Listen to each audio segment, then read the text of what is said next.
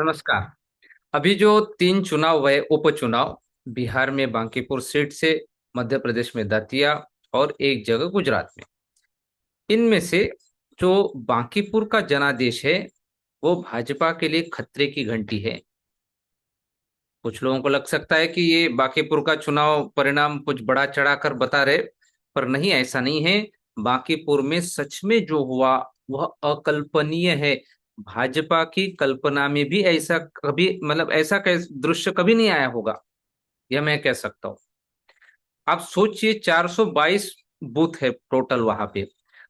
उस बांकीपुर में 422 में से 400 बूथों पर भाजपा हारी है। 422 बूथ, और उनमें से 400 पर भाजपा हारी, सोच लीजिए। और यह तब हुआ जब वह सीट दशकों से भारतीय जनता पार्टी का स्ट्रांग होल्ड रही है। माने गढ़ बोलते ना, 1995, 1995 से उस सीट से सीपी ठाकुर, राम कृपाल यादव, फिर रविशंकर प्रसाद और नितिन नवीन के पिताजी के जैसे बड़े बड़े नेता जुड़े रहे। और नितिन नवीन माने अभी जो भाजपा के राष्ट्रीय अध्यक्ष है, उन्होंने वहीं से इस्तीफा देके राज्यसभा में गए, राष्ट्रीय अध्यक्ष बनने के कारण, इसलिए वो सीट खाली हुई थी। इतने बड़े नेताओं के प्रभाव वाले क्षेत्र में स्थिति यह है कि 422 में से 400 बूथों पर भाजपा हार गई। पराजय होना एक बात है, लेकिन शर्मनाक पराजय होना दूसरी बात।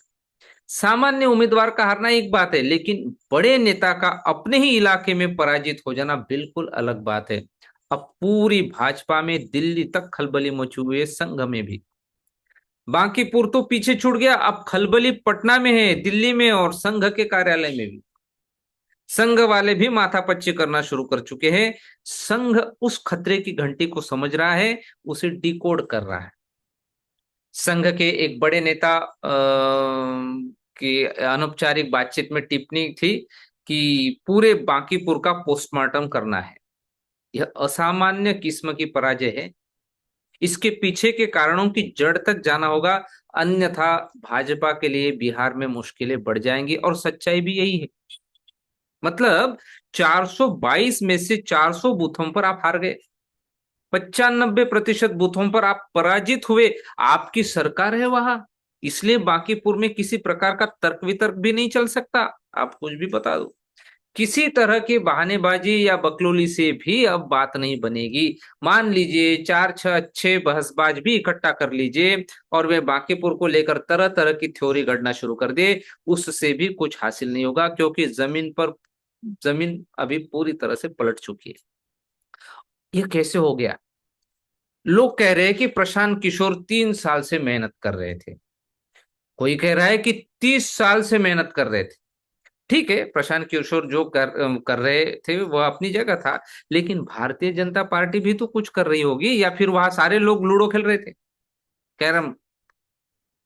क्या खाली समय बिताने के लिए अंताक्षरी खेल रहे थे वो आपस में, लेकर हरि का नाम समय बिताने के लिए करना है कुछ काम? क्या भाजपा के कार्यकर्ता, विश्व हिंदू परिषद वाले, राष्ट्रीय स्वयंसेवक संघ वाले, बजरंग दल वाले, संस्कार भारती वाले, वनवासी कल्याण परिषद वाले, गिरिवासी कल्याण परिषद वाले, दुर्गा वाहिनी वाले, ये सब क्या कर रहे थे? 36 संगठन है संघ के। यदि एक संगठन में केवल 100 आदमी भी सक्रिय हो तो भी संख्या बहुत बड़ी हो जाती है।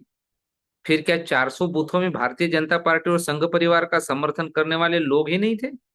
आखिर आप 400 बूथ कैसे हार गए? बात गहरी है, बात बेहद संगीन है और चिंताजनक है।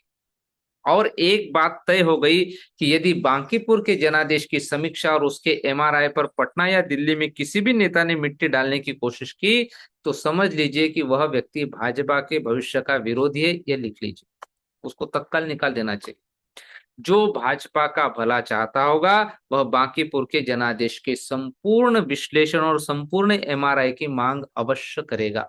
लेकिन जो केवल इतना कहकर छोड़ देंगे कि देखेंगे, बात करेंगे, आत्मचिंतन होगा, मंथन होगा, समझ लीजिए कि वो भाजपा के भविष्य के सच्चे शुभचिंतक नहीं। वे अभी केवल इतना सोच रहे हैं कि किसी तरह हमारे प्राण बच जाए, बाकी बाद में देखेंगे, हम तो छूट जाए। यही तस्वीर आखिर, पहले तो ये सोचना चाहिए कि ये तस्वीर आखिर बनी कैसे। इसके पीछे अवश्य दो तीन ऐसे कारण होंगे जो जमीन के भीतर ज्वालामुखी की तरह धधक रहे होंगे। लेकिन भाजपा के रणनीतिक प्रबंधक और चुनाव प्रबंधक पटना से लेकर बांकीपुर तक आंखें बंद करके आनंद के भाव में विचरण कर रहे होंगे। पटना से लेके बांकीपुर तक आंखें बंद करके आनंद के भाव में विचरण कर रहे होंगे। जैसे कहा गया है, मूंद ही आंखें कतहु कछुनाई। आंखें बंद करो, मौज लो, कहीं कुछ नहीं है। थोड़ा सा तंबाकू मुंह में डाल दो, मस्त रहो, आंख बंद कर लो और उसका रस ले लो। यही भाव रहा होगा। तो फिर तुलसीदास जी ने जो लगभग आज से 600 वर्ष पहले जो लिखा था, उसका अर्थ समझना पड़ेगा। लेकिन जगत की गति को समझना आवश्यक है, क्योंकि जो जगत की गति को नहीं समझते उनके लिए भी तुलसी महाराज जी ने लिखा है, सबते भले वे मूढ़ जिन्हें न व्यापे जगत गति। अर्थात जगत की गति से भी प्रभावित होना चाहिए। यदि समय की चाल को समझेंगे तो ठीक है, यदि नहीं समझेंगे तो फिर रामचरितमानस को सामने रखकर समझ लीजिए कि परिणाम क्या होगा।